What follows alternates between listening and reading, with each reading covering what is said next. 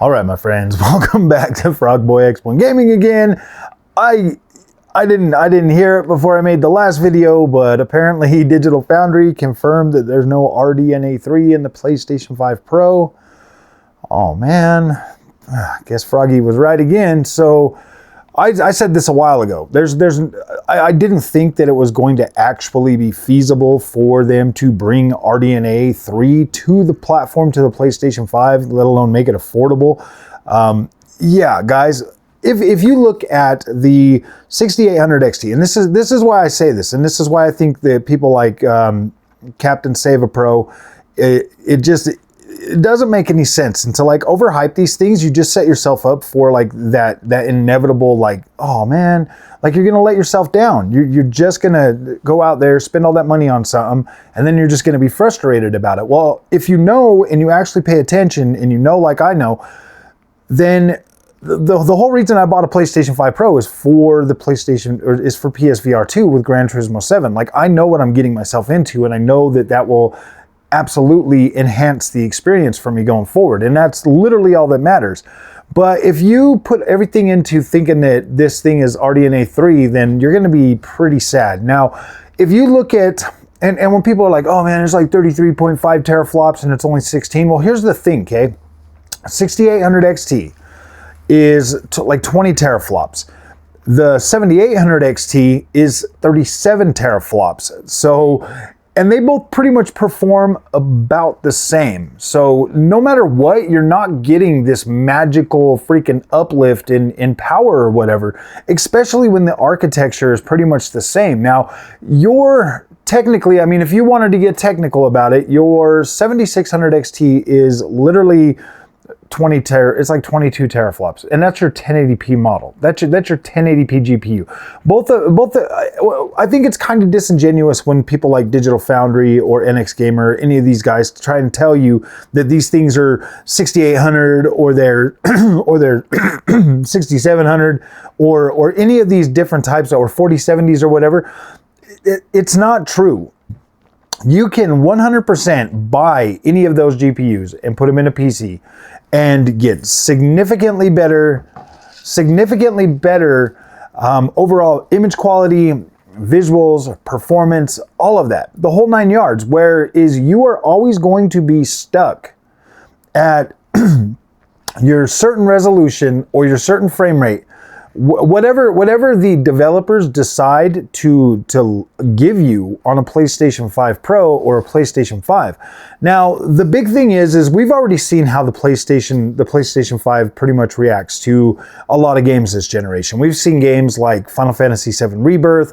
We've seen games like we've seen multiple games running sub 1080p and looking pretty blurry, looking pretty fuzzy. Now, the one big thing, and this is the one thing that I still don't completely understand, or still haven't wrapped my head around, is the machine learning. Okay, now if you look at what NVIDIA has with their tensor cores running on separate hardware to be able to upscale your overall image quality. And then you look at that, and then you look at what the AMD platform is actually capable of right now, and we don't know what RDNA 4 is yet. We don't know if it's going to have separate hardware, or if it's going to still do something with the shader cores, or something that it actually uses on the RDNA 3 platform and the RDNA 2. Even RDNA 2 is actually capable of utilizing WMMA to accelerate, and that's like some weird way to say like math calculations or something. But WMMA to calculate that machine learning and to be able to push it. Even RDNA 2 is capable of that. RDNA 3 is significantly better, and then RDNA 4, if it's still running in the same type of matrix or whatever, will be even better than that. But there is a chance for them to actually bring these shader cores or like their own like little version of tensor cores to RDNA 4. But I kind of feel like that's going to be reserved for when UDN or when CDNA and RDNA combine and become UDNA for RDNA 5. that's that, or UDNA 5. when they combine them is when you'll actually get like actual hardware. I don't think that RDNA 4 is going to have a hardware solution for this upscaling. I think it's still going to be pretty much utilizing like a double WMMA face for being able to do that. Now I don't know. I don't have any information. This is just me being like thinking about it, especially if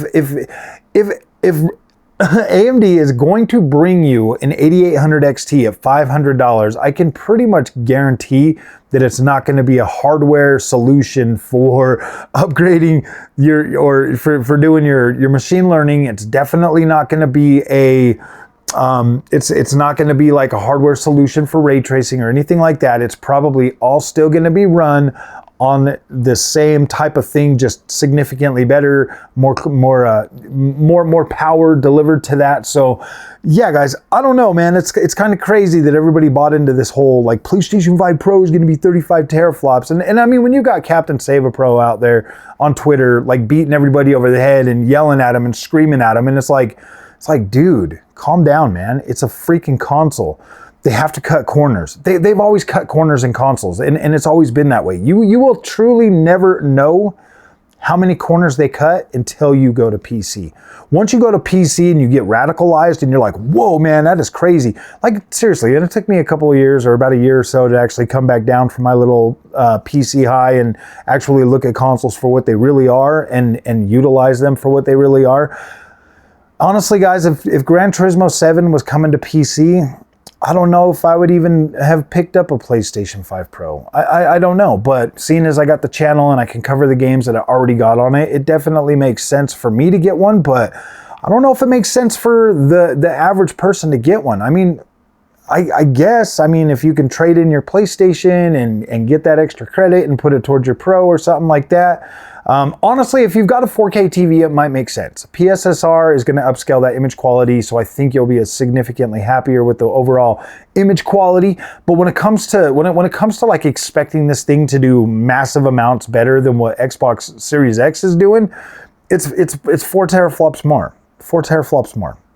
And if you look at like teraflops in the term of teraflops and how they actually perform, it's crazy. Like, we had a 10 teraflop PlayStation 5 trading blows with the Xbox Series X, and I think the Xbox Series X is still going to be kind of in that ballpark, because if you really look at it, most of these games are just upscaling their performance mode using PSSR, and I think that's why we're not getting a lot of other visual upgrades in that, due to the fact that like they're utilizing that whole die, all the extra power that they've put in there just to run PSSR. It's crazy. It's almost like the developers are given a choice. They're like, all right, you can. I think that Sony's little word salad is basically this. This is what I think.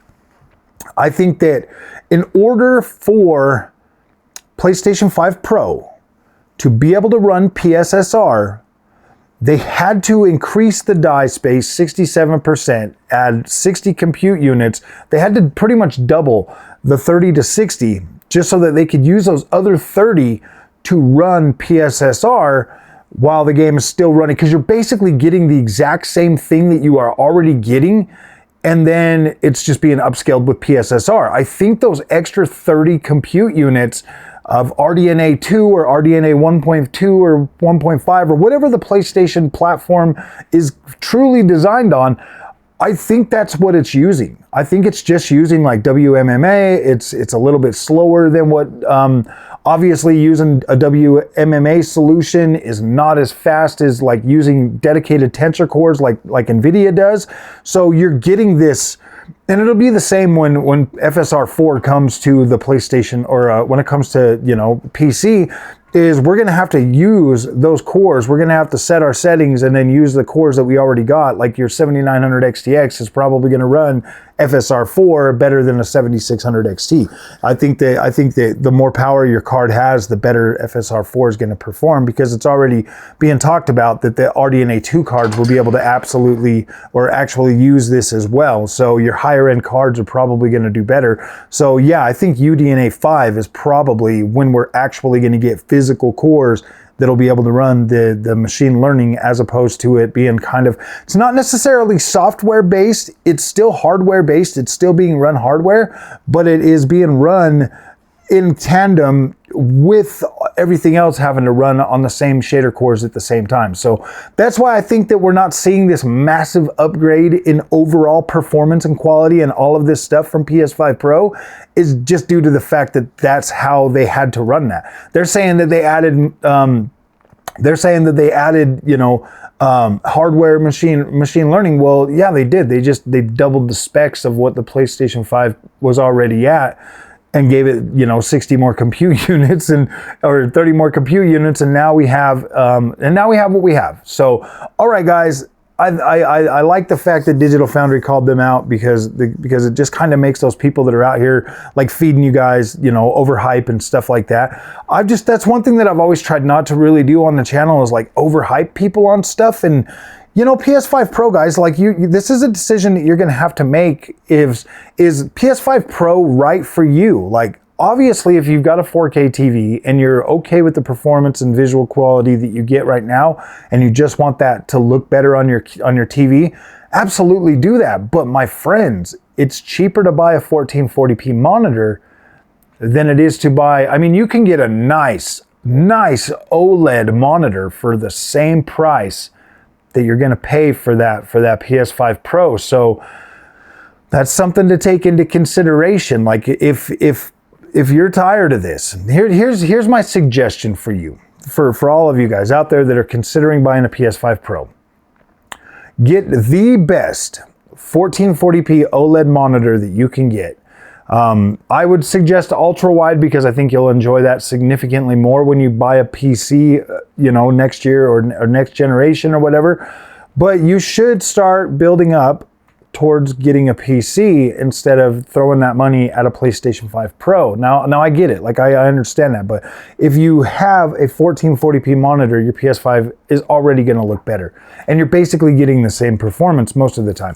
But there is that chance that later down the road they start using the power of the PS5 Pro to do something different with it that maybe you might have enjoyed. So yes, this is a tough decision. I get it, but the sooner you move to PC, my friends, the happier you're going to be. So, all right, guys, thanks for watching. We'll have a good night, and we'll see you in the next one.